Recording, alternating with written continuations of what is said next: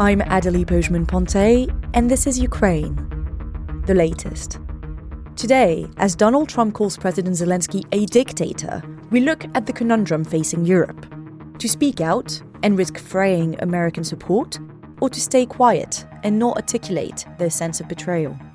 Later, we talk about the strategic options available and dive deeper into the British plans of putting boots on the ground. Bravery takes you through the most unimaginable hardships to finally reward you with victory. It's the worst carnage that this world has seen since World War II. Absolutely fascinating. We are with you, not just today or tomorrow, but for 100 years. Nous ne pouvons pas, comme Européens, laisser gagner la Russie en Ukraine. Nobody's going to break us. We're strong. We're Ukrainians. It's Thursday, the 20th of February. 2 years and 360 days since the full-scale invasion began. Today, I'm joined by Executive Editor for Audio, Francis Dearnley, and former tank commander and chemical weapons expert, Hamish de Bretton-Gordon. Later, you'll hear from Farrell from the Kyiv Independent. He has just spent an extended period of time on the front lines. But first, over to Francis for the military and political updates. Well, thanks very much, Adélie. We left you yesterday with the reaction to President Trump's remarks, which suggested President Zelensky was in some way responsible for the war. Zelensky and many European allies criticised those claims, which triggered the following salvo from the US president on social media, one I think that is worth quoting in full. Think of it. A modestly successful comedian, Volodymyr Zelensky, talked the United States of America into spending $350 billion to go into a war that couldn't be won, that never had to start, but a war that he, without the US and Trump, will never be able to settle. The United States has spent $200 billion more than Europe, and Europe's money is guaranteed, while the United States will get nothing back. Why didn't sleepy Joe Biden demand equalisation, in that this war is far more important to Europe than it is to us? We have a big, beautiful ocean as separation. On top of this, Zelensky admits that half of the money we sent him is missing. That's not accurate, by the way. He refuses to have elections. It is very low in Ukrainian polls. And the only thing he was good at was playing Biden like a fiddle. Well, as we spoke about yesterday, that point about the polls is also factually inaccurate. A dictator without elections, Zelensky better move fast or he is not going to have a country left. In the meantime, we are successfully negotiating an end to the war with Russia, something all admit only Trump and the Trump administration can do. Biden never tried, Europe has failed to bring peace, and Zelensky probably wants to keep the gravy train going. I love Ukraine, but Zelensky has done a terrible job. His country is shattered and millions have unnecessarily died. And so it continues. Shortly afterwards, Trump said that he would probably meet Putin before the end of the month. Now, calling Zelensky a dictator has triggered almost as much of a backlash among Western allies as the phone call between Trump and Putin did a week ago. Many, notably former individuals sympathetic for Trump and his project, have spoken out. And that includes, by the way, quite senior Republicans like Nikki Haley. In Europe, Keir Starmer, the British Prime Minister, was one of the first to break cover, with Downing Street spokesperson yesterday saying that the Prime Minister expressed his support for President Zelensky as Ukraine's democratically elected leader and said that it was perfectly reasonable to suspend elections during wartime as the UK did during World War II. The Prime Minister reiterated his support for the US-led efforts to get a lasting peace in Ukraine that deterred Russia from any future aggression. Now, Trump's outburst makes things difficult for Starmer, who in recent days has attempted to position himself as a bridge between the US and Europe, a role British Prime Ministers have often attempted to play with varied success. Now, US Vice President J.D. Vance was also quick to criticise Zelensky, saying, and I quote, "The idea that he's going to litigate his disagreements with the president in the public square, this is not a good way to deal with President Trump." Of course, the Ukrainians are going to have their perspective. The way to surface that is in a private discussion with American diplomats. He's attacking the only reason this country exists publicly right now, and it's disgraceful. And it's not something that's going to move the President of the United States. In fact, it's going to have the opposite effect. Now, many have pointed out the apparent hypocrisy in that statement, but others have emphasised the fact that there is an uncomfortable truth at the heart of what Vance says. As the analyst Jessica Berlin writes on X, "Dear Europe, this is exactly what I and other Americans have been warning you about. Criticising Trump just makes him lash out more. It is exactly the wrong strategy for dealing with him. Moral outrage is not a strategy. If you don't know how to react to him, ask American allies for comms support. Only two things matter in this White House: power and a win for the boss." Now, the way Putin has won around Trump, one can see the essential truth to that statement. European leaders therefore face a real moral dilemma. But outside of the question of how they handle Trump is the question of what they can do now for Ukraine's and their own security. The sense of urgency is captured in the following remarks by the Prime Minister of Denmark. "Does the world look uneasy? Yes. Is there reason to believe it will be over soon? There is one message for my Chief of Defence: buy, buy, buy. If we can't get the best equipment, buy the next best. There's only one thing that counts now, and that is speed." It's curious that more isn't being talked about the most obvious thing that could be done: to actually seize the $300 billion in Russian sovereign assets that the West has frozen, perhaps before Trump tries to surrender them. That would immediately give Europe leverage in negotiations. Indeed, that is a critical question here, not being discussed enough. Unless Europe acts in its own interests first, before a US-Russia deal is put forward, then the options it has now might soon be removed from it, including military. Now, allegedly, it is the European Central Bank who have objected strongly to the move on seizing the Russian sovereign assets, which of course they will, because they're not politicians, they're economists. And so anything which can disrupt markets and the free flow of capital is almost certainly going to be analysed by them as a bad thing. Ultimately, anyone who fears for Western assets invested in Russia, and the idea that Moscow will then seize them if the West does make a move like this, needs to see that Moscow would most likely do that anyway if they really needed to. Now, we'll be continuing to monitor the developments throughout today and over the weekend. Do, as ever, check out our live blog on our website. But before I just wrap up on politics, there are a couple of things I think it is worth diving a little bit deeper into. The first is to return again to this question of Zelensky's popularity and constitutional legitimacy following Trump's attacks. I mentioned yesterday that Zelensky's popularity has seen an increase since his response to Trump's demands, an increase of 5 percentage points since December, according to a survey by the Kyiv International Institute of Sociology. Remember, too, that two Ukrainian opposition leaders, Petro Poroshenko and Yulia Tymoshenko, both who dislike Zelensky, have publicly supported him, said his term prolongation is a limit, is legit until the end of the war, and said elections are impossible now until there is some kind of ceasefire. As friend of the podcast Jimmy Rushton writes from Kyiv, if there were Ukrainian elections tomorrow, Zelensky would probably win. If he didn't, someone equally hawkish, i.e. Zelensky, would. Russia's real aim is to force Ukraine to suspend martial law, which would massively destabilise the country at a crucial time, to Moscow's benefit. And as Professor Timothy Snyder, the Ukrainian historian, points out, if Trump wants to see elections in Ukraine, all he has to do is use the power he keeps talking about to get the Russian invaders off Ukrainian soil. Then martial law in Ukraine ends and elections will follow. I think it is just worth reflecting a moment to stress, too, the impact that all of this is having on the United States' reputation. As Shashank Yoshi, the defense editor of The Economist, quizzed yesterday, does anyone think that this president would actually honour Article 5? Presence of US military and nuclear sharing still has value to Europe, but its deterrent value is significantly reduced and falling. This is reckless, dangerous behaviour by the Trump administration. As each day goes by, the anger, as I say, is growing here in Europe and beyond, something that will not be a positive for the US itself in the long term.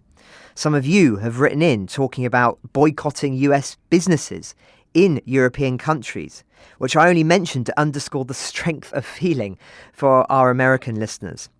Others are calling for greater scrutiny of Trump's business interests with Russia, something I know the author Craig Unger has explored, arguing that the president was bailed out repeatedly by Russian oligarchs over his career. Now, former counsellor in the United States Department of State, Professor Eliot Cohen, who we hope to have back on the podcast again soon, has written a stinging piece in The Atlantic, where he says, and I quote, "The Trump administration seems to have some notion of the conduct of foreign affairs as being a set of deals, chiefly with America's enemies, while administering kicks to America's friends and its allies. As a vision, it is, in some reasonable sense of the word, evil. It is also appallingly dumb, and one wonders that intelligent men such as Rubio, Waltz and Witkoff can bring themselves to articulate the demands that it implies. These policies will give aid and comfort to America's enemies, which will never be partners, shatter the alliances that have made us strong, induce fearful former allies to align with the Chinese and develop nuclear weapons, and demoralize the men and women who have to implement this policy. People like Rubio know better. The level of sycophancy they show towards the president is shocking, but it conceals another source of future disaster. In this administration, no one will contradict the president, and no one will raise alarms about stupid and immoral policies. It's a good way to walk into brick walls in foreign affairs, as it is with regards to all manner of other policies. I knew a few of those who served in Trump's previous term. Many of them ended up psychologically damaged. People who had no doubt once believed in integrity and an idea of America and then sacrificed them. History will treat them with contempt, and more important, they will never be whole again." Professor Cohen there, and we'll link to that piece in the show notes. To quote somebody else, "For years to come, there are many people on the right that are going to have to explain and justify how they fell into this trap of supporting Donald Trump, because this is not going to end well." The person who said those remarks? One Marco Rubio in 2016. But just to end with a reminder that for all of Russia's talk of wanting peace, its attacks continue across the front and in the air. It's been a little bit reduced on the latter in the past 24 hours, but Putin bragged yesterday that he was about to put thousands of more troops, especially in Kursk, back into the fray. Lest we forget, Ukraine still holds Russian territory. Ukraine's General Staff has refuted those claims that Russian troops have launched an offensive into Ukraine from Kursk, something which was widely claimed on Russian media yesterday. In fact, it seems that the only real movement on the front lines was Ukrainian forces advancing northeast of Kharkiv. So that's where we are, Adélie, as we approach the 3rd anniversary of the war on Monday. These are truly, truly historic times. Thank you, Francis. What a compelling update you just gave us. And now I turn to our friend Hamish de Bretton-Gordon. Hamish, good afternoon, and thank you for joining us today. Thanks very much for having me, Adélie. It's great to be back. I've been in the Middle East the last week, and it's been interesting to watch things develop from sort of that era in perspective. Yesterday, Francis was talking about potential plans which would see British troops on the ground. Can you tell us, Hamish, what your reactions are to this, and what are some of the critiques that have been made of these proposals? Absolutely, and I don't want to repeat anything that Francis said yesterday, but I think it's very important to try and unpack some of this. Only earlier on today, and I think reported in the paper, we've had the reaction from the Kremlin to the potential of British and European troops being on the ground in Ukraine, and Peskov, the sort of mouthpiece for Putin, of not unsurprisingly is deriding it and saying that there can't be European troops on the ground in Ukraine. Now, obviously, he is alluding to the fact that this would potentially create a trigger for Article 5, which you've been talking about. The big question that many people are asking is Article 5 today the same as it was yesterday? From all that we've heard from Trump, would the Americans, or would Trump rather, I'd like to separate what Trump is saying from perhaps what the American people are thinking. Would Trump trigger American forces on an Article 5 type basis if European troops are attacked in Ukraine? Yeah, I think at the moment that is fairly doubtful. The importance of having British and European troops on the ground, conversely, of course, is because the Article 5 thing. any force that is on the ground needs to have the conventional heft, the conventional grunt to deter Putin really from threatening Ukraine once there is a ceasefire in place. And of course, my view and lots of people's views is that when Putin looked west on the 24th of February 2022, very nearly 3 years ago, he didn't see a conventional force that he was concerned about. And again, we've discussed Putin reacts to strength and exploits weakness. But when it comes on to the sort of peace enforcement plan and policing any ceasefire, there seems to be a few plans around at the moment. Of course, the 7 European countries met. This is where they discuss potential plans, and it would appear fairly strong view that Britain is offering to be a framework nation here for any force that's on the ground. Today, there's talk about European troops being on the ground to protect national infrastructure, which is sort of a new one to me, sort of makes sense, but they talk about particularly nuclear power stations, those sort of things, which would infer a lot of anti-aircraft type capabilities, air defence weapons, if you like, to prevent any attacks on that critical infrastructure. I think hitherto we've looked at a more conventional type of peace enforcement force, perhaps based around the JFC. It would appear that the main contributing nations at the moment would likely to be the United Kingdom, France, and the Nordic countries. And that sort of makes a lot of sense. Now, also, the vibe at the moment, certainly in this country, is about how, whether we've got the force to do this. Lots of talk about conscription. I've just been on Channel 5, Jeremy Vine lunchtime TV programme talking about conscription. And I'll come back to that because I think it's more clickbait than actual reality. And I know that Francis discussed yesterday and also the Russi view of any force structures that would be involved. And we're hearing lots of different figures. And numbers are quite important here because the key thing about any peace enforcement force, peacekeeping force that is put into Ukraine, there are a couple of things here. First, it must endure. So the planning must be that it's going to be there for, let's say, 2 or 3 years. It's going to be more than 1 year and hopefully less than 3 or 4 years, 2 or 3 years. Now, an enduring force, the way that military construct goes, means that if, for instance, you have a force on the ground of 50,000 troops, you actually need 150,000 because the way that NATO deployments go is generally troops are deployed for 6 months at a time on these type of operational tours. So you need to have a force that is training and ready to go to replace the in-place force, if you like. And once that in-place force leaves, it needs 6 months of recuperation before it gets back on this cycle. So any numbers that are talking about, you need to basically triple them. So when it comes to the UK, there's lots of discussion about what size force the UK could generate. And a lot of quotes are purely about the army, soldiers. But of course, the British military is far more than just an army. We have a navy and an air force too. And they would all be involved, perhaps to a lesser extent. But I'll come back to that. But when we look at the figures that might be involved here, lots of people are talking about a British brigade, which, again, the numbers and the size do vary a little bit. I think when Russi was unpacking this, the talk was about 20,000 British troops, which, if you use the ×3 ratio, that's 60,000. But actually, the way these things work, although we have 70,000 soldiers, there are not 70,000 soldiers who are deployable on an operation like this for a whole host of reasons.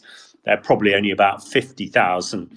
Therefore, in theory, the UK couldn't sustain a force of 20,000 troops. But if it's based on a brigade framework, which is sort of likely, it's likely to be less than that. So what I'm saying here is the talk is of a force likely to be about 30,000, and it will be a mixture of infantry soldiers, tanks, artillery, anti-aircraft, air defence, drones, and then supported by air power, and I'll come back to that. So my view is, I suppose, slightly different from Russi. If this structure is led by the UK as a framework nation of about 15,000 troops, it is probably sustainable. However, I'll just bring in here my point about conscription. I think conscription is a bit clickbait at the moment, and it creates so many issues. I don't think conscription is something that the Gen Z, there's also a report out yesterday that only 11% of Gen Z would actually fight for Britain and turn up. I think that is completely wrong. My children are Gen Z, and, all the people I know around them, I'm sure wouldn't hesitate. And I think Gen Z, as they did in the First World War and the Second World War, if the requirement is there, they will turn up. But I say conscription's a bit of clickbait at the moment. A lot of people probably won't know. We've got about 100,000 reservists, people like me who have served, people like Dom who have served. We're trained, we're experienced. Actually, we could be mobilised to fill any gaps, because even a force of 15,000 that Britain would put there, a lot of those regiments and battalions will be short of people. And the easiest and best way to bring them up to their right levels is to mobilise reserves, which does happen. It happened when we were in Iraq, it happened in Afghanistan, and certainly when I commanded the Royal Tank Regiment and we went on deployments, we would probably have about 10 or 15% of reservists. So I am putting the conscription discussion really to bed, because I think that's where it should be. Just a final piece on this, and I don't want to drone on too long and cover too much ground, but I do think a British force of 15,000 as a framework nation. However, it's absolutely crucial that these forces have significant intelligence assets to support them. I'm talking about satellite intelligence, signals intelligence. I'm talking about drones and aircraft and the like. You need those to see what's happening on the battlefield, to trigger any force that needs to go to settle down any incursion, or to step up defence if missiles and drones are fired at critical national infrastructure that needs to be protected as well. And I think the final bit to this is the air power bit. Whatever Trump is saying, and I might give my own view and final thoughts on what I think he's saying, to make this force credible and endurable, there is going to be significant air power needed to back it up. Now, whether the NATO countries that are going to be part of this force have the heft to do that, I'm not sure. Of course, the one country that does have the heft is the US. And if the quid pro for everything Trump is saying and them shifting themselves psychologically back the other side of the pond is that the US air power is still there as a backstop, then so be it. Therefore, things will be achievable. Adélie, that's my take on the peace enforcement side. It undoubtedly will develop. The final thing, it's not going to happen overnight. From flash to bang, once it's decided, it will take a few weeks for recce teams to get on the ground. I would say there will be a hell of a lot of planning going on at the moment. People in Whitehall, the Ministry of Defence, in the Elysee Palace, in the French Ministry of Defence and the Nordic, they will be working, burning the midnight oil to get all the fine detail ready, all the logistics and everything else to make sure that this can happen.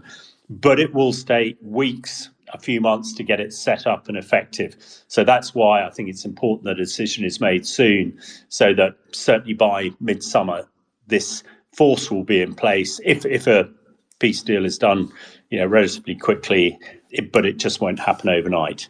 Over. Well, thanks for that, Hamish. I've got a question, if I may. I mean, of course, it's a big if there is some kind of deal that's put forward, or in whether these forces would actually need to be put on the ground as some kind of precursor to a very bad deal being presented to President Zelensky and to the allied nations. But my question, Hamish, is, of course, we heard from Danielle Sheridan yesterday on the podcast version. She was talking to British troops. They were saying they were ready. They were engaged in NATO exercises in Romania, of course, on the Ukrainian border. A clear statement there.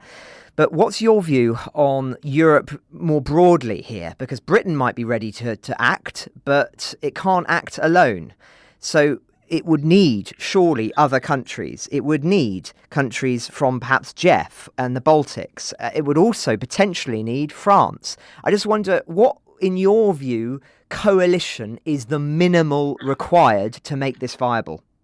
Yeah, absolutely, Francis. Very good point there. I would say, as Daniel has visited the exercise in Romania and all the right noise is coming out, yeah, they're ready. And of course, British troops are always ready to go and march to the sound of the drums, as it were.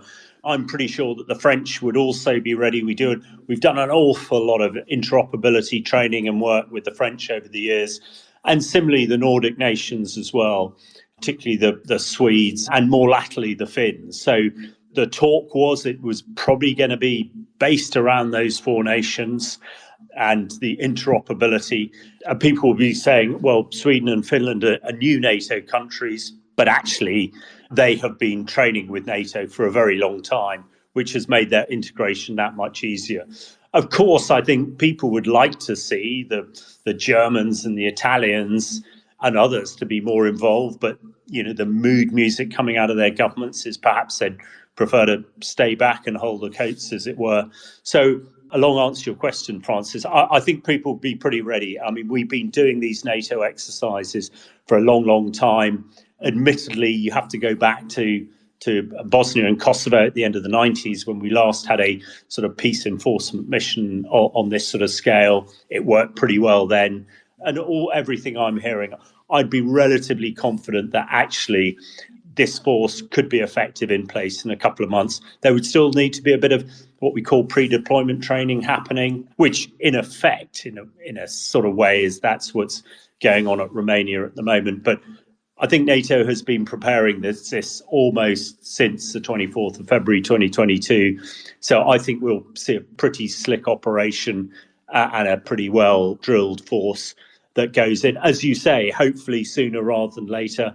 It won't go through unless the Ukrainians sort of agree with it, because there is no way that a European force could operate in Ukraine without the full support and help of the Ukrainians anyway. So in sum, I'm pretty confident that it would be able to operate in a couple of months pretty effectively.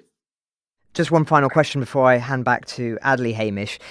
I completely agree that there is possibilities here, plenty of possibilities, if it happens under the umbrella of NATO. But of course, the concern is that what if the United States, as part of NATO, vetoes a NATO action at all, as part of a peace settlement of some kind, that they say, no, you can't have any troops on the ground. And Europe says, well, actually, we need to have troops on the ground if you're not willing to provide air support and arm Ukraine, etc., etc. So my question is, do you think that it is possible for those operations that you've been describing, NATO operations, which was all coordinated by NATO High Command, whether it is possible to transfer that training easily into other coalitions, so non-NATO combat coalitions, like, for example, Jeff? Is it easily transferable? Or are we talking about something here that really, it would almost be like starting from ground zero? Well, I mean, you ask a fantastic question there, Francis, and I'm sure it's one that's buzzing around the MODs in Europe. There is theory and practice here. In practice, one could see a European coalition operation, happening. I mean, it's the standard operating procedures are the same. There is no reason why the Brits, the French, and the others can't operate together. We speak a common military language and we've all trained together. Hitherto, it's been the US glue that has sort of held everything together. If Trump said, no, you can't deploy troops on the ground in Ukraine, then, we're in a really, really difficult position. You can't have a viable peace enforcement force, keeping the Russians out of Ukraine without European troops on the ground. So I think this is the absolutely worst case scenario that you're painting here. No doubt contingency planning will go in for that.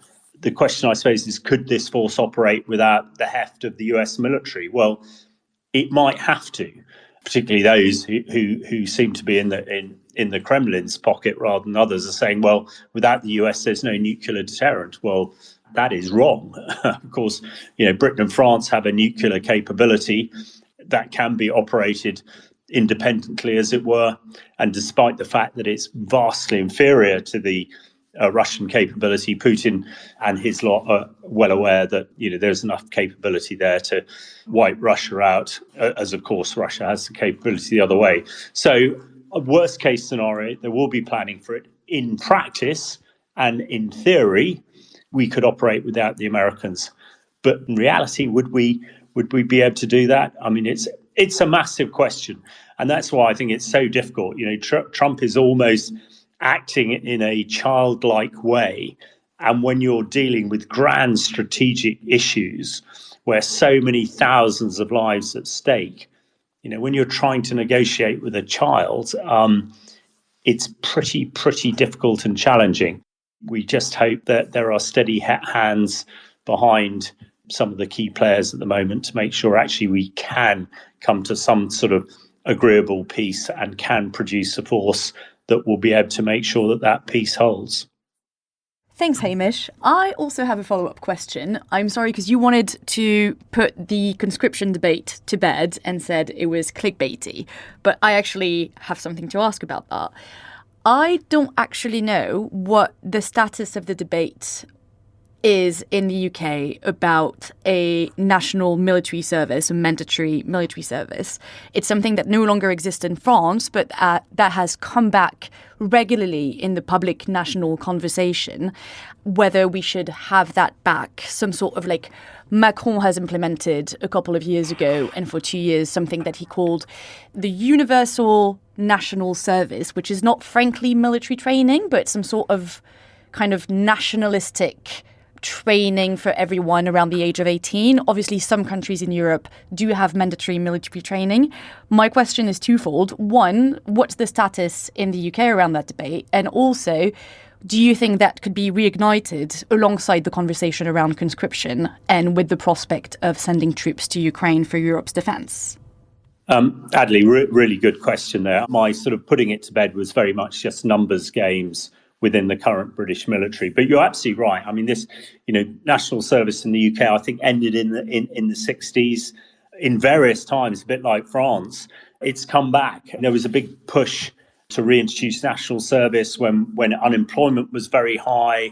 It's always been an issue that the British military have always opposed, because actually if you've got lots of unwilling volunteers being, in inverted commas, then that chews up so much military manpower that it negates the reason for sort of doing it. But when you come on to the threat environment we are at the moment, and the Finns and the Swedes have what I think is a really great national service, and for them it's seen as a really positive and good thing to do. And I think the debate in the UK is more around, if we get involved in another European warfighting conflict, whether conscription would be required to keep our forces topped up. Absolutely would do in the First and Second World War. I think there's no great strong desire in this country for national service. I think if push came to shove, people would join the military and fight for this country if the country's future was at stake. But actually, going back to the days of national service, I can't see it. I personally think it would be a pretty good idea. But I'm an old soldier, and my views are probably, best kept to myself on this particular subject. Yesterday, Francis spoke again to Francis Farrell of the Kyiv Independent. He's just returned from a stint embedded with troops at the front. They discussed the likely strategic picture in the weeks ahead and reflected on morale amongst Ukrainian forces. This is their conversation. Well, Francis, it's always a pleasure to have another Francis back on the podcast, let alone yourself, who, of course, listeners know very well.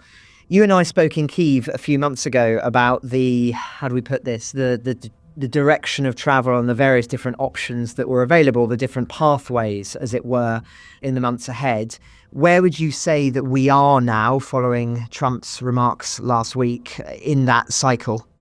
Yeah, great to be here as always, Francis. I think the recent remarks after the Saudi Arabian meetings, after the Munich Security Conference, in a way, we're just kind of readjusting to, I think, the darker version of Trump's foreign policy approach and approach to Ukraine that I think we had feared all along when he was elected. There was a bit of hope at first with the appointment of some more traditional figures like Rubio and Kellogg as the envoy. And for me, the biggest amount of hope came from his comments not long after the inauguration about forcing the oil price down and forcing Russia to stop that way. That seemed like someone who understands that Russia is the one that needs to be stopped. And the way to do that is by shifting the balance of power, using the leverage that America has at its availability and just starving Russia of the cash. That was great news, but we haven't heard those words. We haven't heard a thing about oil price. And now we're in a completely parallel, but again, perhaps expectable reality where, again, we see him and his inner circle regurgitating Russian propaganda points, negotiating about Ukraine without Ukraine. I don't want to call it now, but it seems like we could head to the direction of abandoning Ukraine. But before we get to that point, I think it's important just to see where the final question is, I would say. Basically, if we talk about the framework of a peace deal being an answer to the question, why would Russia stop or how would Russia stop, which is what I always try and talk about, I think at this point, surely having spoken to both sides and having understood that peace does require Russia to stop, the big question with the Trump team now is, are they even serious about trying to stop Russia in the first place? Or are they just simply setting the whole process up for failure by speaking directly to Russia, by coming up with ideas that they know will be completely unacceptable to Kyiv, and then just being able to disengage from the process? Or are we still slowly stumbling through this stage? Okay, we talk to them, we still don't really have a plan. And could there still be a point where they feel the need to formulate a plan and actually take some action with some kind of pressure or in the less optimistic view, incentive for Russia to stop their advance on the battlefield? Now, what I talked about in my reporting back then was the idea that there's a very clear, I think, difference between the peace that Ukraine wants, which is one with security guarantees, or in other words, a hard deterrence against a future invasion, a peace without any of that, but it's just everything stops. It's just a ceasefire, a shaky ceasefire, most likely. And thirdly, a peace which is a compromised peace, a desperate peace where Russia holds all the power, Ukraine knows they could lose it all, and they are ready to start making really concessions that would now be unacceptable just for the sake of Russia stopping. And so for now, we see that Russia's language is still talking about those unacceptable concessions, and Ukraine is still talking about the peace with hard deterrence. I think we could reach a point where Russia and Trump kind of maybe move towards the idea of the shaky ceasefire, because Trump still wants that quick victory and Russia sees their interest in giving it to him, but really setting it up so that the threat is there for a future invasion when Ukraine is inevitably weakened. And then, of course, we get to the subject of the moment, which is what Europe will do or not do in order to secure that shaky peace, if indeed that's the line that events go down. I mean, do you think that there is the willpower in Europe and in, Ukraine to agree to see that happen, see there being troops on the ground? Or do you think that there is still just too much division within Europe for this to be something that is conceivable? And what does that mean, of course, for the way that Ukraine strategically approaches the next few months? Yeah, it's a great question. Well, with that willpower, of course, it certainly was a big leap for the Prime Minister Keir Starmer in your paper, to come forward and say in very clear language that he is ready, and the UK is ready. Although there is an area of ambiguity that is still being maintained by everyone. And this is something I tried to ask Baltic foreign ministers when I was there in December, when it was probably really too early for this discussion, but now it is extremely relevant, because the question is, it's one thing to deploy troops on the ground as part of a larger framework, which is exactly what the US and Russia have agreed upon in theory. But the chances of Russia agreeing not only to give up the momentum that they've got on the battlefield now, but also to give up the chance of taking more territory, which, remember, a lot of which they consider their own legally already, in the future, and having European troops on the ground is something that they're not going to agree on. Lavrov has said it outright, and it's no surprise at all, especially when they feel like They're in the driver's seat at the moment. The US is coming onto their side. So the real question now that we've moved beyond this very delicate question of are we ready to have troops on the ground or not, now comes the even more delicate question, are we ready to do something outside that framework? And what does that even look like? It's difficult to understand what it looks like. I think it was about a week back, I think Dong painted a picture of what it could look like pretty well with brave action, just bringing brigades into Western Ukraine, maybe even now, before a ceasefire is even reached, showing initiative, showing strength, and most importantly, showing that political will or bravery. But for now, the ambiguity about the conditions in which troops could be deployed still seems to reign supreme. And until we actually are able to move past that, it's really difficult to say what could actually happen. And of course, there are conversations as well about whether, if it's not necessarily boots on the ground, whether there might be able to be air support or something like that, an air shield that's produced that maintains some kind of degree of protection of Ukraine. But again, that's another conversation that's ongoing above that. And I agree with you that as you were speaking, I was thinking it's obvious, isn't it? It's just so obvious that if a ceasefire is agreed on Russian and American terms, then the prospect of Europe being able to act decisively after that point, it's too late. It has to be before. They have to get troops on the ground in before, or they have to put in their own stance before that, before a deal can be struck but over their heads, which would negate having the support of Washington or wherever to agree to the prospect of them having troops in Ukraine as a protective measure. So it's this extremely precarious strategic moment for Europe, and you can see why President Macron has been so keen to get things moving quickly. But then, again, we come back to that point of whether there is the willpower. But Francis, we're going from the very, very sort of high echelons of geopolitics and strategy. You were very recently with the Ukrainian soldiers on the front line. And of course, this was before the revelations of Donald Trump's conversation with Putin. But nonetheless, you're there at a critical moment in the war. What were you seeing, and what was the morale like there on the front lines? Yeah, it was an interesting trip, pretty an intense one, about 2 weeks down there. And we were focused only on this southern part of Donetsk Oblast, which has been the area of the heaviest fighting and the most movement for the past half year. Focusing on that, we tried to really get a deeper picture on what was going on. So we were with lots of different brigades, some National Guard, some armed forces. We were with company commanders of infantry units, all the way to FPV drones, to heavy bomber drones, to medics. It was an interesting time because when we arrived there in the last few days of January, you could see on the map this push to try and encircle Pokrovsk from the west, which might have involved actually moving into Dnipropetrovsk Oblast, which is a new Ukrainian region, to see fighting on its soil. That was out of control when we arrived, and it was brought under control by the time we left. In fact, I was with the commander from one of the battalions. He was showing me the streams. He was showing me this little Ukrainian coal mine that the Russians had taken and that they were targeting with drones and artillery.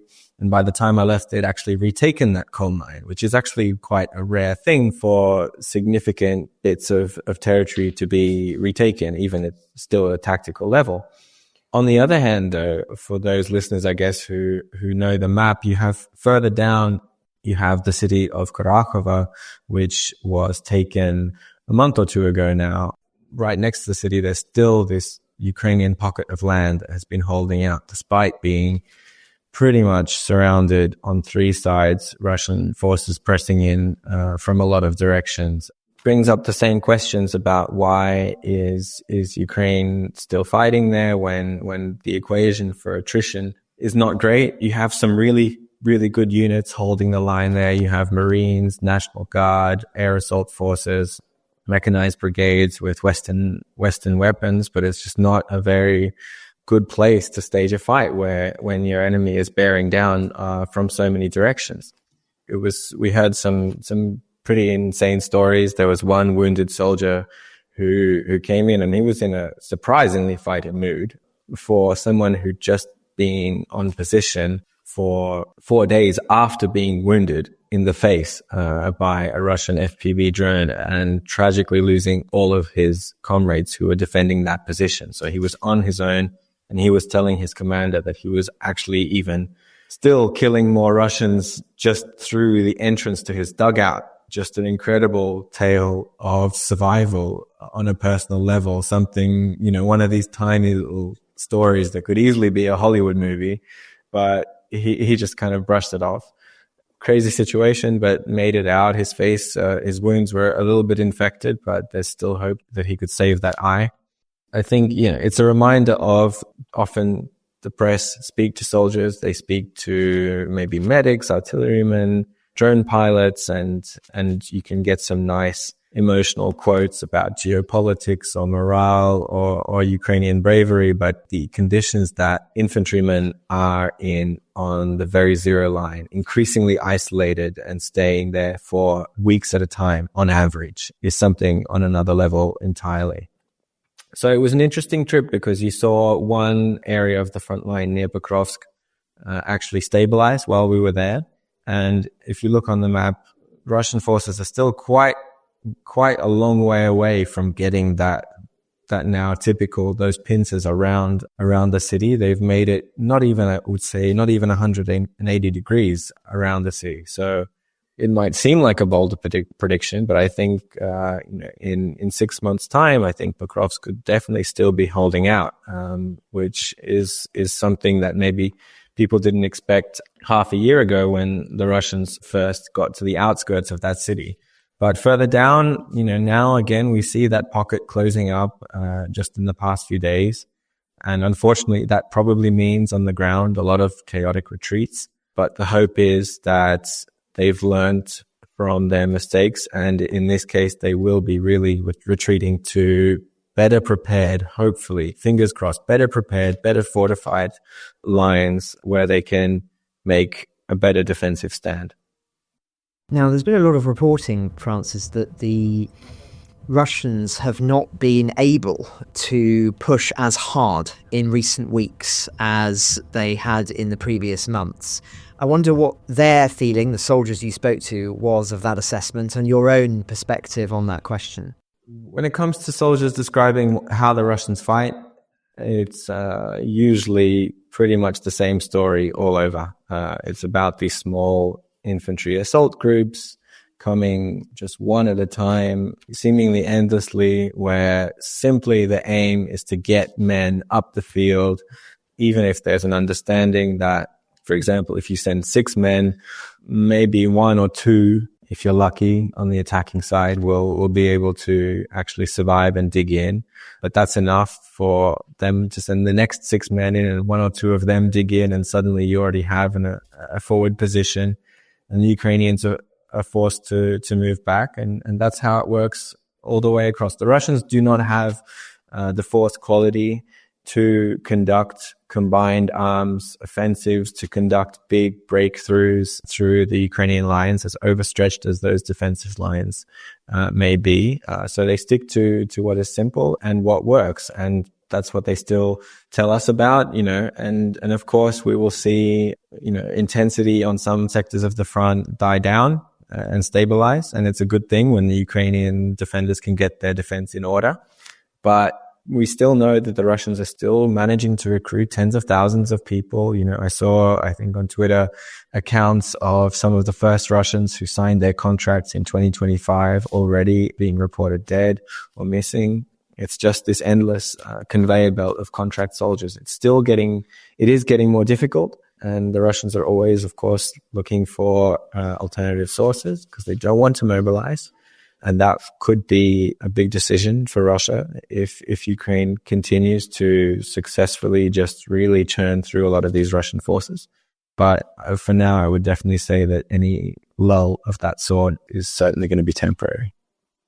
When things do ramp up again, if this is a temporary moment, Do you think that there is a prospect of other major Russian offensives in the short to medium term? Or do you think that, in a sense, Russia has sought to militarily put itself in the strongest possible position at the present moment and not necessarily succeeded in that? I think that's sometimes underappreciated, is that Russia has not succeeded in its objectives in the major offensives at the latter half of 2024, early 2025.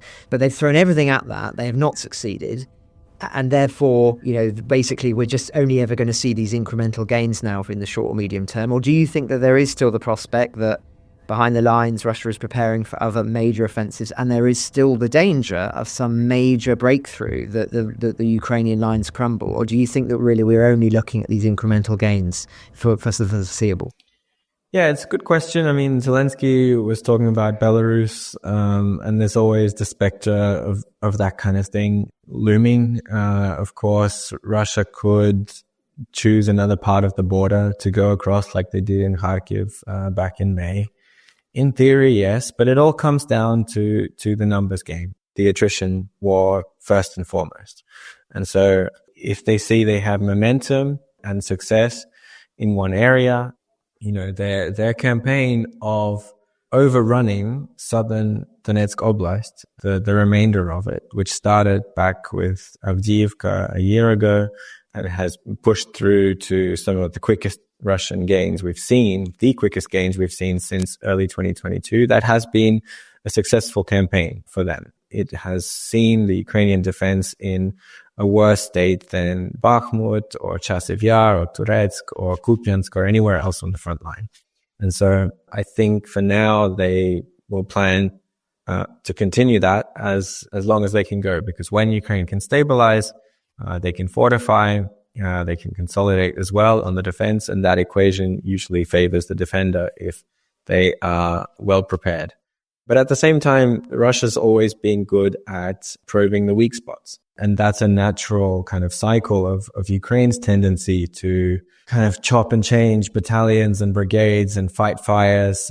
You strengthen one area, you weaken another area. And unfortunately, there are very few strategic reserves to be spoken of at this point, given Ukraine's overstretched manpower situation. So that's where we could see an opportunity for a new offensive open up for Russia, where they've identified that now we can really cause problems by going after this part of the front line, which was quiet for a while, but because of that, they've really weakened it. A good example might be northern Kharkiv Oblast, just north of Kupiansk, where we haven't talked about it much, but they've managed to cross the river and make some gains there. It's very slow so far, but if they keep up the pressure and they see that area being weakened further, who knows?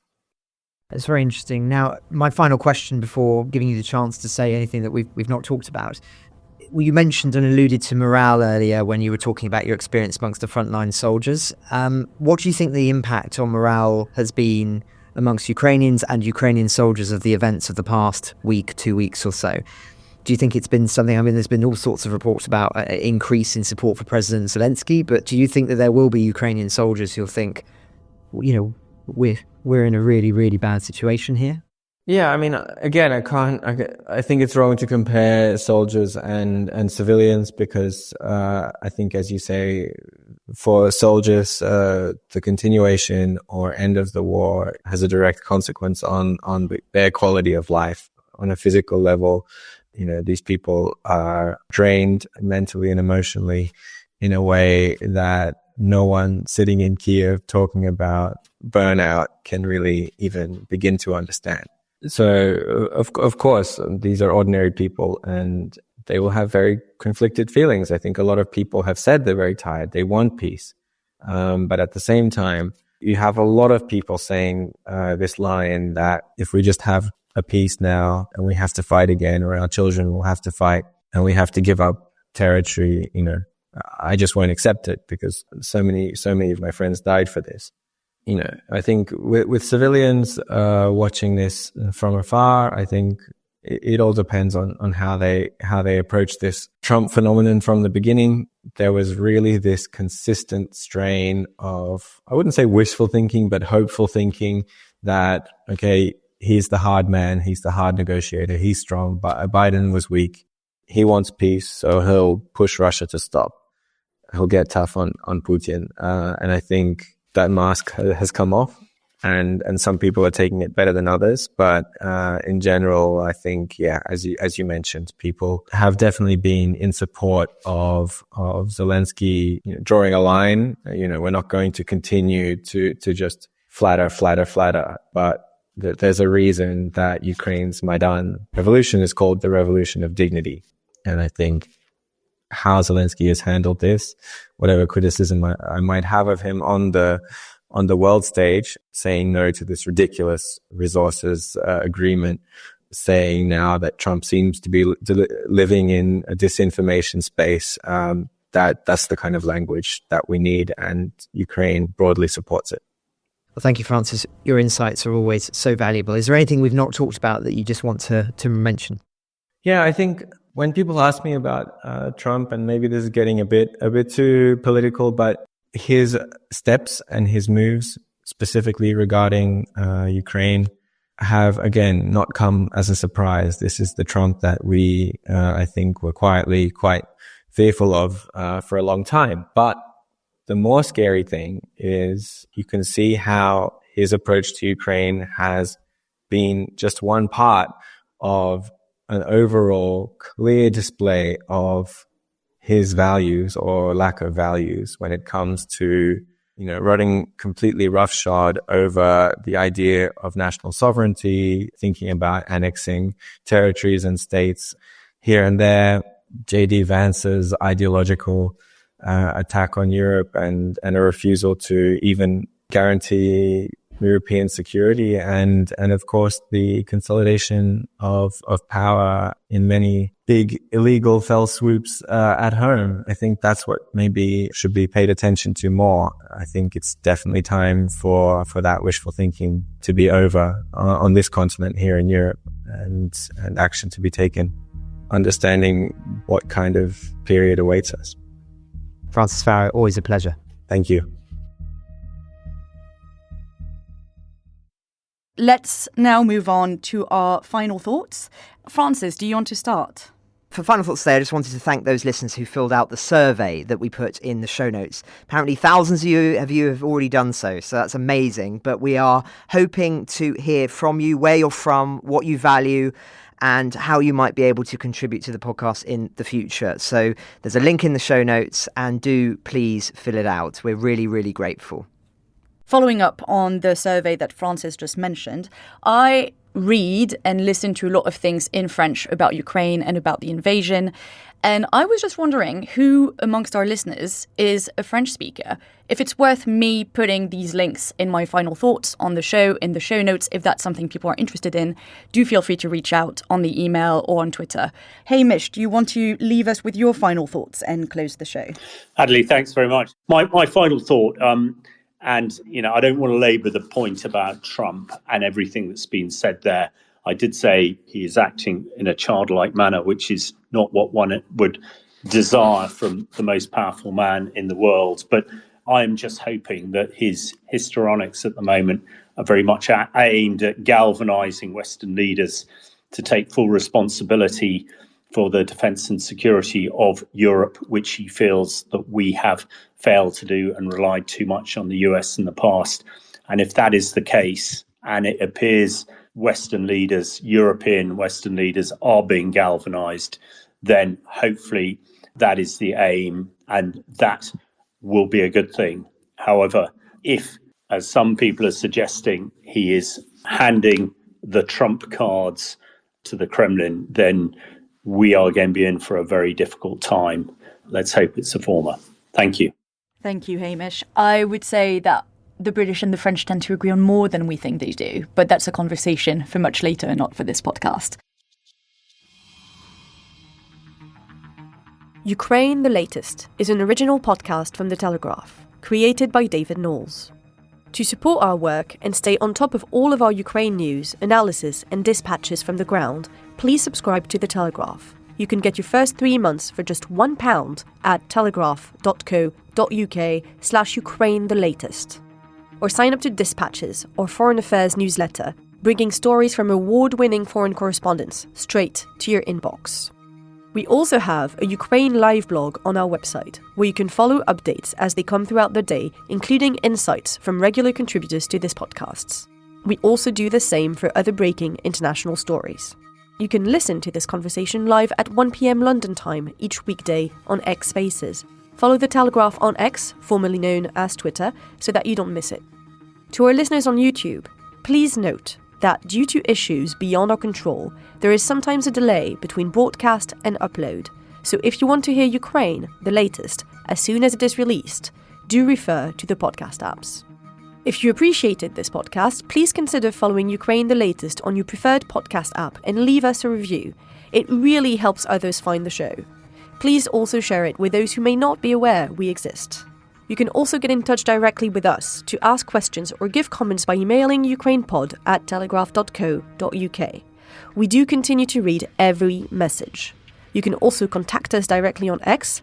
You can find our handles in the description for this episode. As ever, we're especially interested to hear where you're listening from around the world. Ukraine the Latest was today produced by Phil Atkins. Executive producers are Louisa Wells and David Knowles.